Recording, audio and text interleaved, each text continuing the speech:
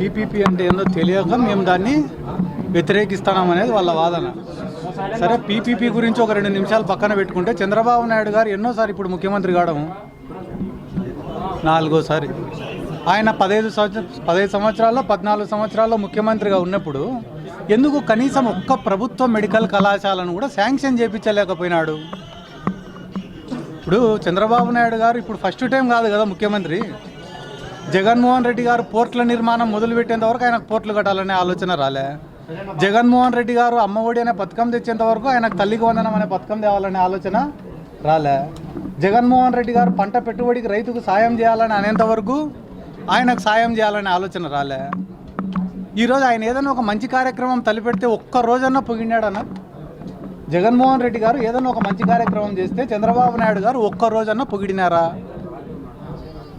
ఈ ఫాస్ట్ జనరేషన్లో బయటి ప్రపంచంలోకి పోయి పిల్లలు బతకాలంటే వాళ్ళకు ఒక ఇంగ్లీష్ మీడియం ఎడ్యుకేషన్ రావాలనే ఉద్దేశంతో ఇంగ్లీష్ని ప్రవేశపెడితే తెలుగుకు జరిగిన అన్యాయం అంటాడు.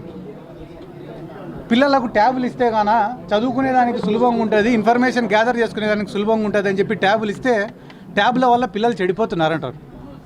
14 ఏళ్ళు ముఖ్యమంత్రిగా పనిచేసిన వ్యక్తి ఒక్క పిల్లోడిని కూడా చదివించాడు. కానీ జగన్మోహన్ రెడ్డి గారు అమ్మఒడి అనే పథకం పెడితే ఇంట్లో 2-3 పిల్లలు ఉంటే ఒక్కరినే చదివించడం అన్యాయం అంటాడు. అమరావతి ప్రాంతంలో పేదవాళ్ళకి ఇంటి పట్టాలు ఇస్తే పట్టాలు ఇవ్వకూడదని చెప్పి కోర్టులకు పోయి స్టే తీసుకొని వస్తాడు. ఒక్క పని చెప్పండి, జగన్మోహన్ రెడ్డి గారు చేసిన మంచిని మంచి అని పొగిడినేది ఒక్కటి చెప్పమనండి చంద్రబాబు నాయుడు గారిని. పొగడరు.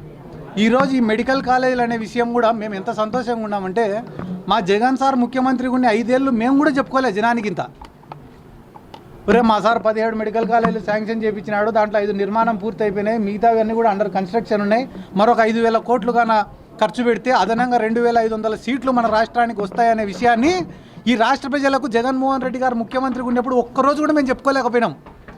ఈ కూటమి వాళ్ళ పుణ్యాన్నే ఈరోజు గ్రామాన తిరిగి జగన్మోహన్ రెడ్డి గారు చేసిన మంచి గురించి మేము చెప్తున్నాం. వాళ్లకు ఎంతసేపు ఉన్నా కూడా వైఎస్ఆర్ కాంగ్రెస్ పార్టీని ఇమేజ్ని డ్యామేజ్ చేయాలనే ఉద్దేశం తప్పనించి వాళ్ళకి ఇంకొక వేరే ఉద్దేశం అంటూ ఏం లేదన్న. ఎందుకంటే కానీ వాళ్ళు ప్రైవేట్ ఒక మెడికల్ కాలేజ్ అనేది కన్స్ట్రక్షన్ జరిగినప్పుడు 85% కంప్లీట్ అయిపోతే ఆ 85%ని చూపించకుండా మిగిలిపోయిన 15% కాడికి పోయి అండర్ కన్స్ట్రక్షన్ ఉంది కాబట్టి ఇక్కడ ఎక్విప్మెంట్ అవసరం లేదనో, సీట్లు వద్దనో, ఎన్ఎంసీకి లెటర్ రాయడము, సామాన్లు తరలించడం, ఇటువంటి పనులన్నీ కూడా చేస్తున్నారు. మీరే ఒక విషయం ఆలోచన చేయండి. 5 ఏళ్ళు జగన్మోహన్ రెడ్డి గారి పైన చేసినటువంటి అతిపెద్ద ఆరోపణ ఏందో తెలుసా? ఇల్లీగల్ మద్యం. లైసెన్స్డ్ డిస్టిలరీల నుండి మద్యాన్ని ప్రభుత్వ షాపులలోకి తరలించి అమ్మితే దాన్ని ఇల్లీగల్ మద్యం అని అన్నారు. మళ్ళీ ఈరోజు ఈ మొలకల చెరువులో డైరెక్ట్గా సొంత డిస్టిలరీలు, సొంత బ్రాండ్లు, సొంత మందు అమ్ముకుంటా, గ్రామానికి ఫ్రాంచైజీలు, డీలర్షిప్లు ఇచ్చుకుంటా, కులము మతము చూడకుండా సార్ డీలర్షిప్లు.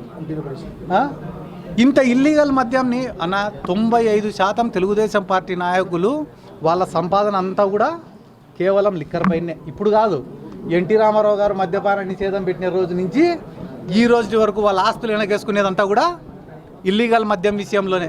ఈరోజు వాళ్ళు కూడా వైఎస్ఆర్ కాంగ్రెస్ పార్టీని విమర్శించుకుంటా, మెడికల్ కాలేజీల గురించి మాట్లాడుకుంటా. మీరే టీడీపీ వాళ్ళని ఒక్కరోజు కూడా మైకు పెట్టి అడగలేదా? ఏం సార్, రైతులు పండించిన పంటలకు రేట్లు లేవు, ఉల్లికి రేట్లు లేదు, టమోటాకు రేట్లు లేవు, లాస్ట్కు నిన్న మొన్న మొక్కజొన్నకు కూడా రేట్లు లేకుండా పోయింది. ఇంత దయనీయమైన పరిస్థితుల్లో రైతులు ఉన్నారు. ఒక పక్క వర్షాలు పడినాయి, ఓ పక్కన తుఫాన్లు వచ్చినాయి. దరిద్రం ఏమరా అంటే ఎక్కడైనా కూడా తుఫాన్లు వస్తే బాధపడతారు, కానీ కూటమి వాళ్ళు మాత్రం సంతోషపడతారు. ఎందుకు? ఏదైనా క్రైసిస్ వస్తే స్కామ్ చేయొచ్చు అని. పోళ్ళు పడిపోతే పోళ్ళు నాటచ్చు, రైతులకు పంట నష్టం జరిగిందంటే ఆ పంట నష్టం కూడా ఇల్లే తినచ్చు. క్రాప్ ఇన్సూరెన్సులు గతంలో మా ప్రభుత్వంలో ఎక్కడైనా పంట నష్టం జరిగితే ఒక గ్రామంలో 1800 ఎకరాలకు పంట నష్టం జరిగితే దాదాపుగా 1600 ఎకరాలకు కాంపెన్సేషన్ ఇస్తే ఈరోజు దాదాపుగా 200-300 ఎకరాలకు కూడా ఇవ్వకపోగా అదే గ్రామంలో ఆ 200-300 ఎకరాలలో కూడా వైసీపీ వాడేవాడు, టీడీపీ వాడు అని చెప్పి ఏరి క్రాప్ ఇన్సూరెన్సులు పెట్టే పరిస్థితికి వచ్చినారు. కాబట్టి ఈ గవర్నమెంట్ అయితే కానీ గంటకు 200 కిలోమీటర్ల స్పీడ్లో పడుతుందన్న వాళ్ళ గ్రాఫ్. గంటకు 200 కిలోమీటర్ల స్పీడ్లో పడుతుంది వాళ్ళ గ్రాఫ్. అది వాళ్ళకు కూడా తెలుసు. కానీ ఏం రా అంటే చిన్నబాబు దెబ్బకు పెద్ద బాబు బలవుతాడు అంతే. అదే చెప్పింది అన్న, కొత్త పద్ధతి నేర్పించినారు. ఇప్పుడు రాష్ట్రంలో ఏ క్రైమ్ జరిగినా కూడా క్రైమ్ చేసినవాడు మోడీ పేరు చెప్తే మోడీని కూడా ఇరికిచ్చేటట్టే ఉన్నారు వీళ్ళు.